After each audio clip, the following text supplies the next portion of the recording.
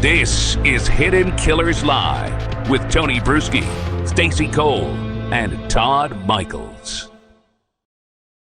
Obviously, the other, big red flag, other thing that's still, hanging off here are two more people. We got Wendi and we got Harvey. And we got Georgia saying, stay tuned. Yeah. Let's start with Wendi. What new things came out in this trial, in this round, that may, push the everything over the edge for her, where they may end up going after her and charging her? Do you think there was enough that pushes it that far, or did they even need anything to come out in trial? They've just been sitting on it, waiting for this to wrap up. I mean, it could be all those things. Like, honestly, there were definitely some new things that came in. I mean, even if you go to Luis Rivera, when in his testimony, I mean, his statement on the stand in this trial was different. I mean, he firmly hung it on Wendi. Which I'm sure Wendi didn't appreciate Donna's attorneys eliciting on the stand. Because she knew because she had the transcript. She had deposed him, so she knew that he was going to say that. And then you just had some other damning text messages come in. You have, there's things that came in that I think are going to be able to be used against her that aren't going to fall under the immunity deal that she has, which is use immunity and derivative use immunity. And, I've always been pessimistic about whether or not they had enough on Wendi alone, but it's always kind of been my theory, and it's the same thing that happened with Donna, is the fact that they now have the two hitmen, they have the go-between, they have the brother who set it up, and they have the mother who paid for it. That's all part of this narrative in a case against Wendi, and it's incredibly powerful, because the hardest thing for people to even try to reconcile, to get them to buy the concept that there could be a world in which Wendi exists and she has no fucking clue what these people are doing. Like, I get in the debates, and I love devil's advocating that side of it. It's like my buddy Jay, he's like obsessed with Wendy Adelson. And, but I'm like, from the defense attorney's perspective, these are the ways that I would attack these things. But when you have the way, like I said, when Georgia knocks down the dominoes and you have that backstory, and then again, you slide in these pieces of evidence, because her driving by the crime scene at a seemingly really inconvenient, inopportune time for Wendi, if you're worried about being arrested down the road, is damning. The fact that she's changing the kids' names, the fact that you have Lacass, which to me was one of the bigger smoking gun things, talking about her pulling the art down 4 days before the hit takes place. It's like those types of things, again, in and of themselves alone, if I were to write them down on a piece of paper and said, hey, Tony, you think we should go prosecute this woman based on this evidence? You'd probably say, well, can we get more? Well, I agree, but I wonder if Georgia has some more things under her sleeve that we don't know about yet. I would imagine so. I'm sure, because there's so many things you look at here, and you just, with what's out there, you're kind of left with, Wendi knew something was going to happen that day.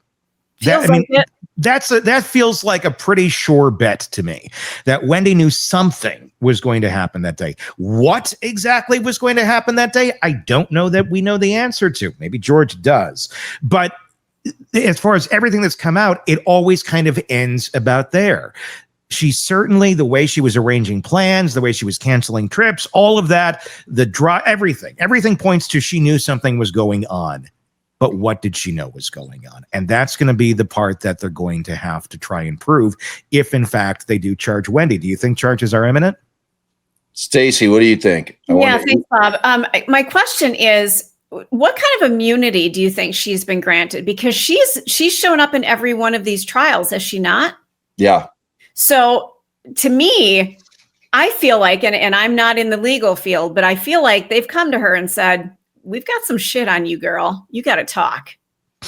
So how does that work? Can you explain that part? Yeah, they've given her in each of the trials what they call use immunity. And use immunity is essentially that anything that she testifies to at trial cannot be used against her in terms of trying to convict her.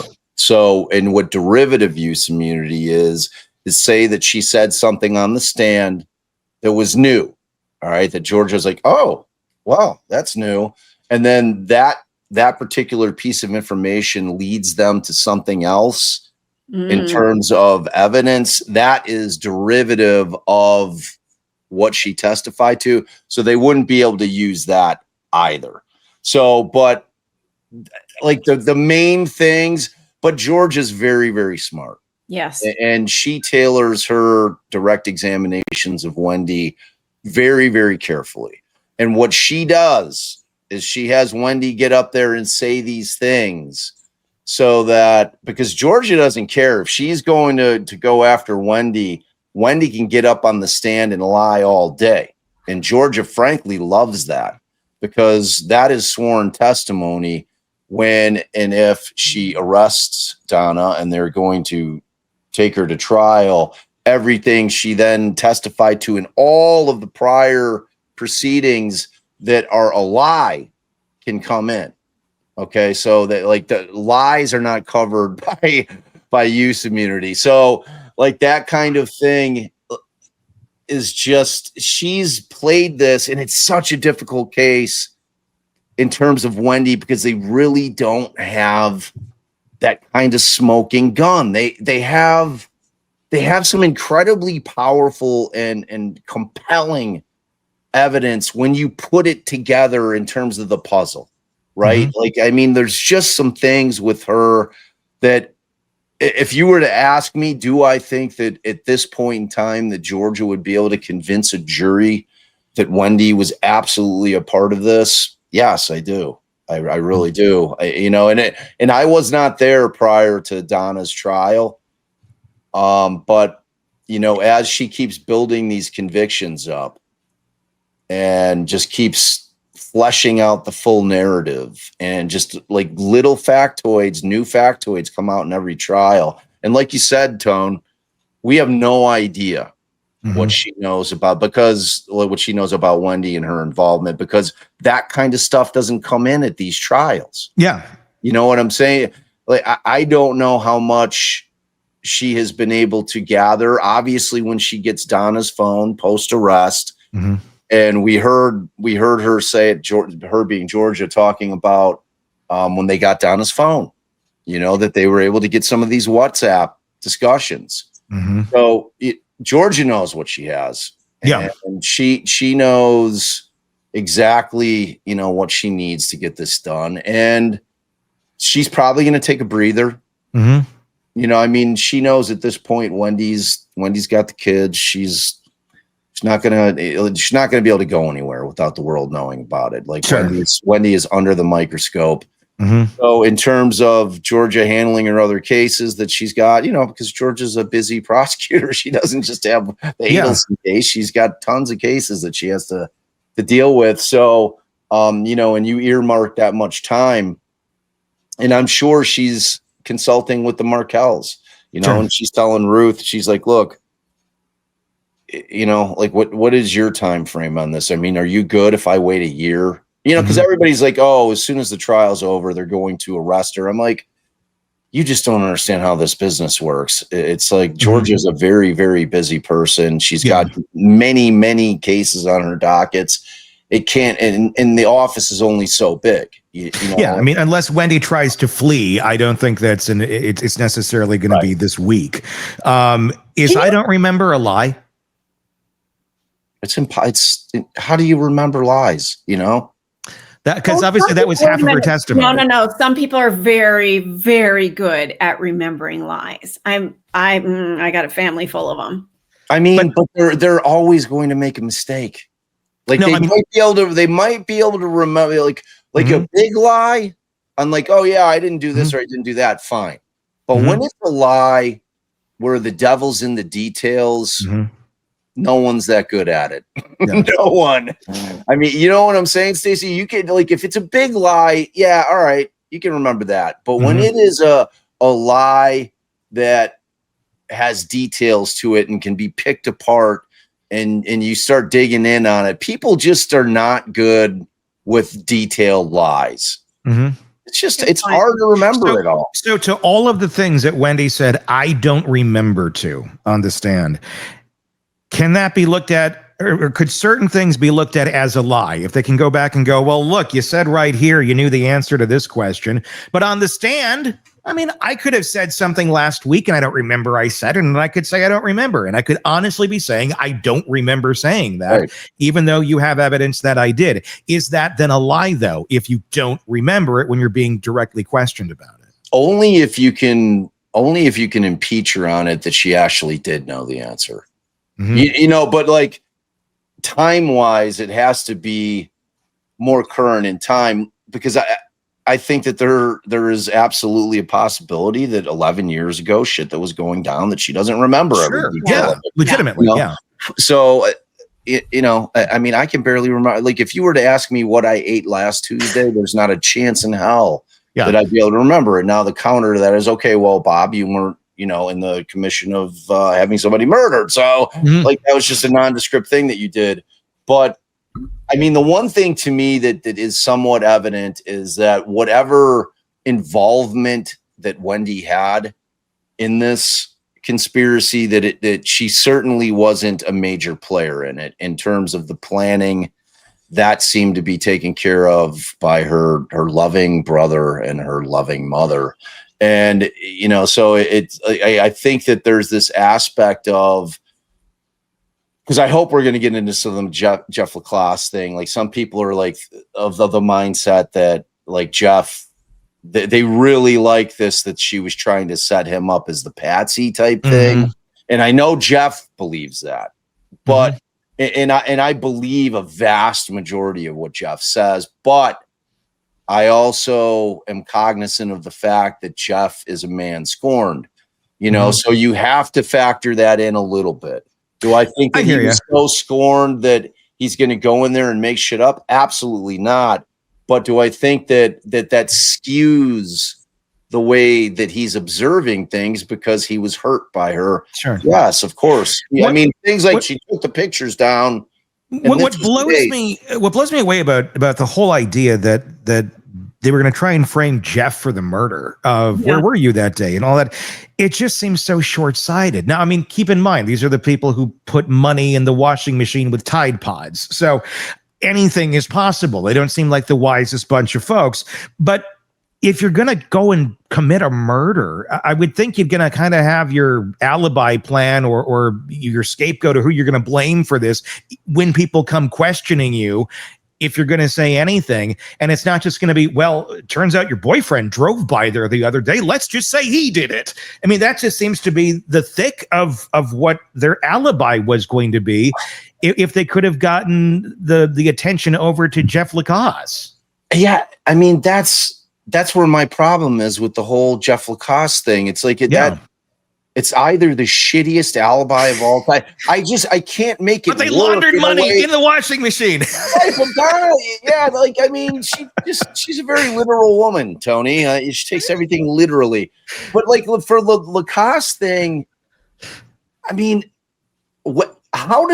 so he's supposed to be traveling out of town, and they're trying to just coordinate it. They think that it's going to be enough at any point in time that he just happened to be in the area of where this thing went down. Stunningly stupid.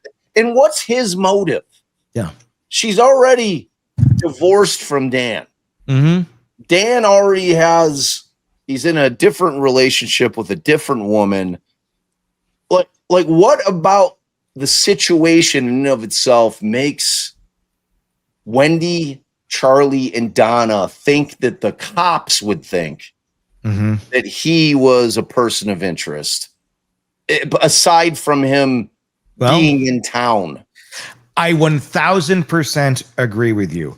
But these are also the people that think no one's going to be the wiser when she's running money through the washing machine, signing 44 checks, all the bump, everything, the litany of shit that you're like, well, this is obvious shit. Like, come on. Like, if you're going to do this, let's at least not, completely, put ourselves out there and show our guilt. There's so much of it. I mean, it's stunningly stupid, but they have been stunningly stupid throughout this entire thing. Dude, I mean, everybody says that. That's true, but it's really, really hard to get away with a crime like this. Yeah. Like, I mean, yes, dude, it's like easy for us to all. Oh, sure. I'm sure. Monday morning quarterback. It's like they didn't even try. It just feels like they didn't even try. It's just like they got away with it for 2 years before they were able to figure out the rental car situation. And then there's a long passage of time where they kind of, in their minds, because when you listen to the bump shit and you're listening or you're reading, either the text or the conversations between Charlie and Donna after the bump happens, and you're sitting there and Charlie's it takes him a half an hour to fucking for it to even dawn on him that his mother's talking about this thing that happened with Dan. Yeah. You know what I mean? When you're listening to, because you can read it when they were showing the transcripts of it, where he the light goes off in his head. I mean, they were I think that they honestly thought that they had somehow gotten away with this. Well, the investigation, yes, it certainly did take a long time to get from where they started to where they are today. But is that a reflection because the Adelsons were that good, or is that because the investigation was that slow or that bad? Or did it have the resources that it needed to make this move faster? I mean, what is it a reflection of, really? I certainly don't think it's a reflection on a bad investigation. I mean, this is, frankly, cases are hard to solve. You know what I mean? Like this is we're not talking about movies here where shit's every clip. They essentially had to be able to figure out, in terms of using the video of when Dan is driving around, and they're able to pinpoint this fucking Prius. Mm-hmm. Yeah. And they're like, all right, because really that was it. Mm-hmm. Because they talk to everybody initially. They're obviously in the way that victimology works when they're investigating a crime, they start always from the inner circle and work their way out in concentric circles. I mean, they're always going to, because usually you're killed by somebody Sure. So they're always going to start in there. So in terms of the investigation, I thought that they did amazing work. Yeah. And I can't tell you how much I love the concept of the bump, because it's exactly what that is. We're giving this thing a little bump. We need to get these fucking people talking about this case again. Yeah. And it was really an ingenious way to entrap them into talking about this case, with one another. They needed too much time had passed. And that was such a little, you could have called it the nudge. Right. I'm like, wait, are they doing key bumps and cocaine? What's going on? I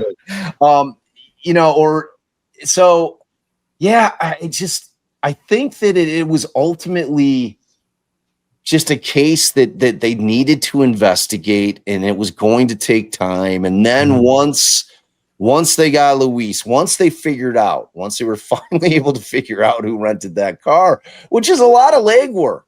You're watching all the videos from all the businesses and all the areas that Dan was driving. You have you're writing down and you're trying to see what type of car it is. You're doing your best to try to figure out the year, make, model, all that shit in otherwise pretty grainy videos.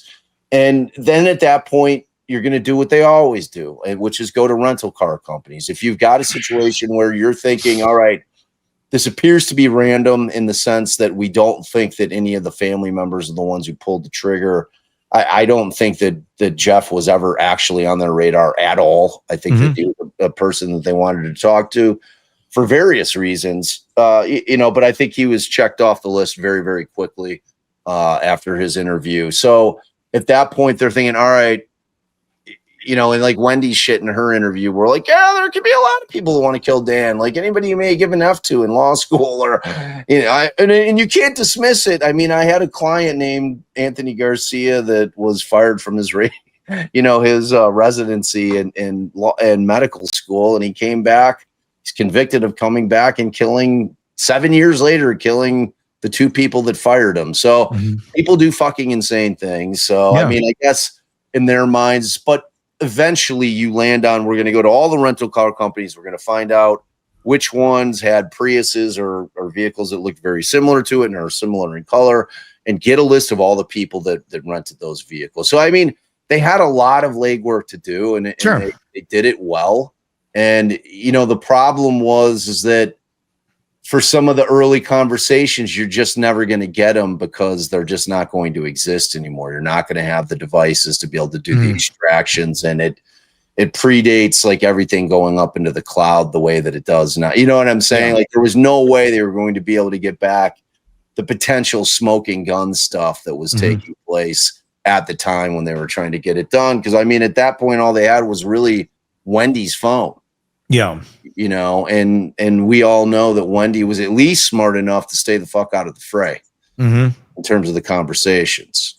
Want more on this case and others? Then press subscribe now and don't miss a moment of true crime coverage from Tony Brueski and the Hidden Killers podcast.